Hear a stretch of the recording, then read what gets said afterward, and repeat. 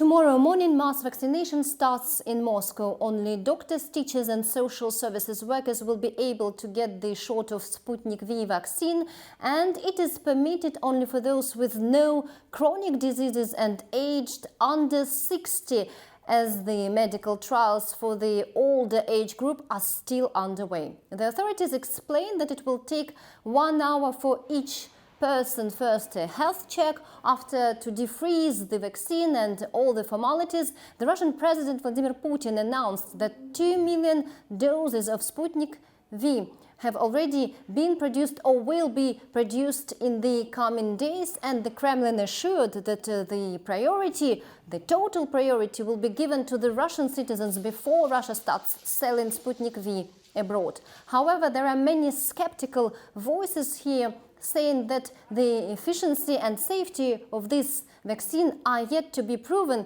even though the developers say that it is more than 90% efficient. You see, Sputnik V was registered in summer at the very early stages of clinical trials, and the last phase is still underway. So those skeptical people say that they prefer to wait and see, and a recent poll showed that 70% of Russians think that it is not necessary to be vaccinated from COVID-19 at all.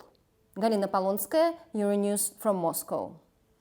Romanians are going back to the polls this Sunday, the country's fourth election in just over 18 months.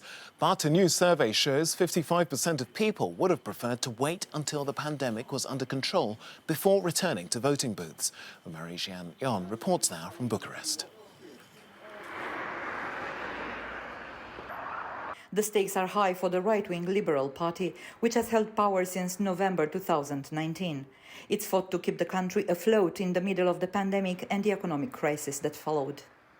We want to finalise the investment programme we started in 2020, worth €1.3 billion, and we are seeking to start a new programme in 2021 to 2027 that will bring an additional €4.6 billion to the Romanian health system. On top of that, we want to raise the national budget expenditures in this area up to 6% of GDP in 2024, and we also seek to modernise the legislation that governs the proper functioning of the health system. The Liberals' main rivals in this election are the Social Democrats, who have gained the support of renowned public figures, such as Romania's representative in the World Health Organization's board, Professor Alexandru Rafila. Globally, it's an acknowledged fact that the healthcare expenditures grow at a rate that exceeds the GDP growth. It's very important to prioritise public spending and to develop a primary healthcare system through a national network of community centres, especially in the rural areas. We also have to put in place a number of outpatient care service units in the small cities, as this is a logical response for the healthcare needs of the population.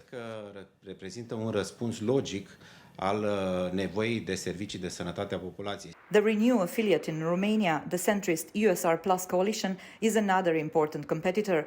It wants to improve the public hospitals' management. Romania never had a human resources strategy for the public health system. First of all, we're talking about corruption, about nepotism, about the fact that the great majority of the specialists trained in Romania want to leave or have already left the country for simple reasons that involve either corruption in hospitals, something they can't accept anymore, or the fact that no new job openings except for someone who knows someone in the system or at the university. This is something we need to change from the very root. This is the second call to the polls for the Romanians this year. In September, the National Liberal Party narrowly beat the Social Democrat Party in the local elections. Now, the main concern for the politicians is voter turnout, as the pandemic is spreading and hundreds of Romanians are still dying of the virus every day. A recent survey shows that more than half of the population, 55% to be exact, believes the election should have been postponed. From Bucharest, Marijan Ion, Euronews. You're watching Euronews Now. Time for us to take a break. When we come back, we'll be looking at Brexit, because France is threatening to use its veto to kill off any deal. More on that in a moment.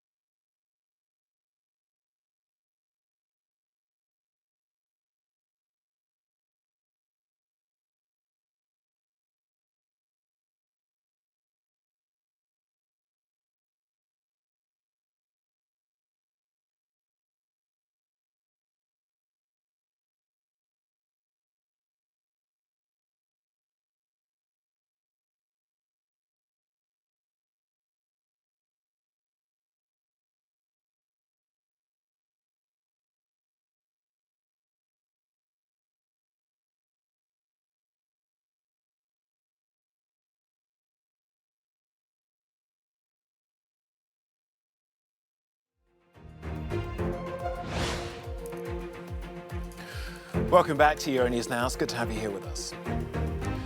Well, very few Hungarians believe the official version of events surrounding József Szájer's activities in Brussels last weekend.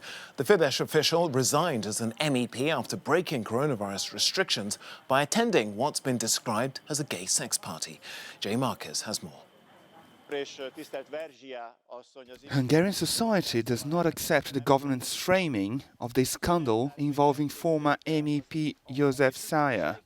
The politician is all over the news because of what he did in Brussels.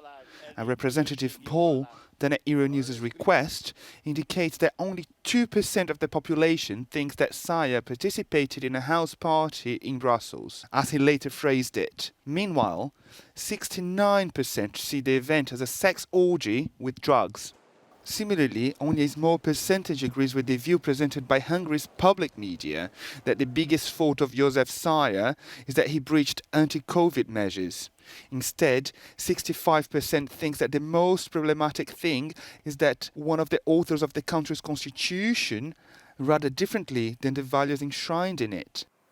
3/4 of those who answered the poll think that what happened is a matter of public interest.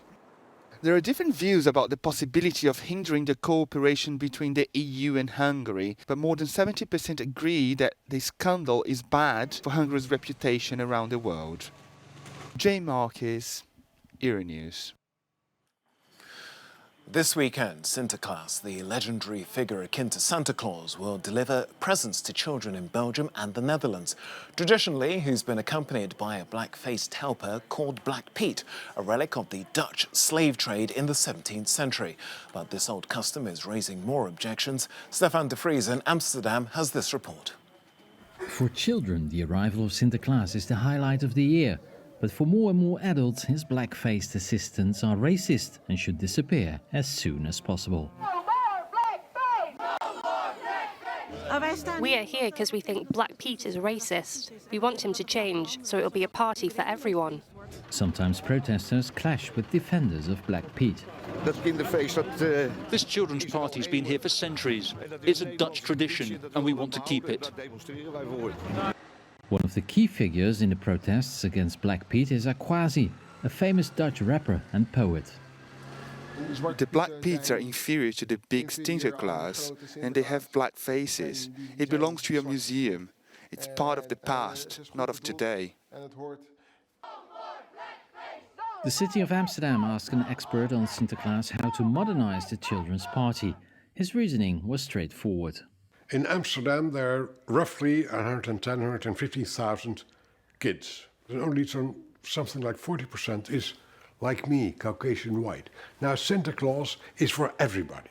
If people are disturbed by the presence of Black Pete, we should change it. It's not only about black paint, but also about red lips, about curly hair. It's really about stereotypes. People have no idea how offensive it is, or they say it as a tradition that has to stay like it is. To end these stereotypes for good, Evenhuis rewrote the story of Sinterklaas. He came up with the Chimney Pete. It became a success as his idea was taken over by many. In 2014, don't forget that over 90% of the Dutch population didn't want to change Black Pete. And nowadays, especially thanks to the influence of Black Lives Matter this year, in 5 or 8 years or 10 years, I'm assured, Sinterklaas is assured, that everybody will love Chimney Pete's, and we just call it Pete. After many centuries, the Dutch are finally saying goodbye to Black Pete. For all children, the party is just beginning. Stefan de Vries, Euronews in Amsterdam. France is threatening to veto any trade deal between the UK and EU that doesn't respect its interests as talks continue in London today. Meanwhile, the UK says the EU has hardened its stance as both sides seek to compromise on key areas, including fishing rights and competition rules. Well, for more on what's going on, let's speak to our correspondent, Shona Murray, who's in Brussels for us.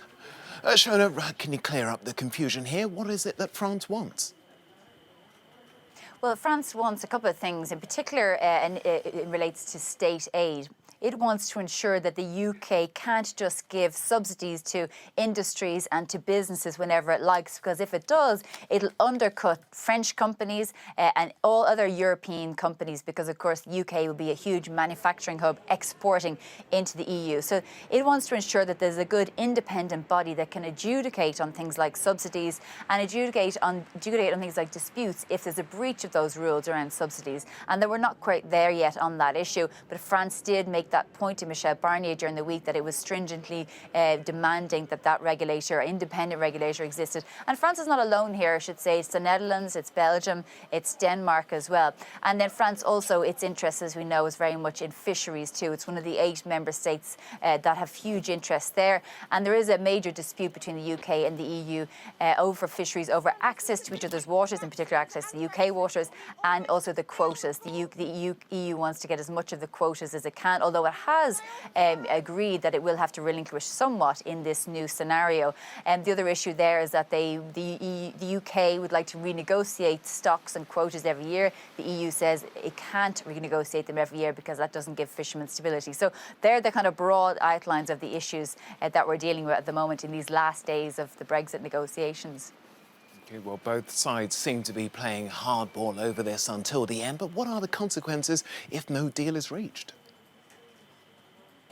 Well, they're major. I mean, you know, the UK is right now still in the single market and the customs union. It's a major exporter to the EU. The EU exports to Britain as well. It's a closest neighbour. So the implications, obviously, from a political perspective are very, very bad. But also in terms of trade, you'll have blockages of trade. Trade won't get into the EU from the UK. It'll block up parts of Ireland as well, because there won't be a treaty dealing with that. Now, there will be some contingency measures around trucks and so on, but the blockages will be huge. And the other important thing is, Tokes, that if there's no deal in the next few days, that doesn't mean this is over. It means that there will be a much more difficult situation. All sides will have to get back to the table in January to renegotiate some sort of a trade, but the situation, the relations will be quite acrimonious. They'll be very, very difficult to deal with. And in the interim, you'll have huge problems in aviation and so on. So really, no deal would be such a bad outcome over the next few days. Well, lots of doom and gloom there if no agreement is reached there in those talks. So Shona Murray with the latest. Thank you. This is Euronews Now. Still to come on the programme. It's not quite Meals on Wheels, but if you're ready to roll up your sleeves, you could be eating meals from a Michelin star chef in your own home. We'll have a report to tempt your taste buds after the break.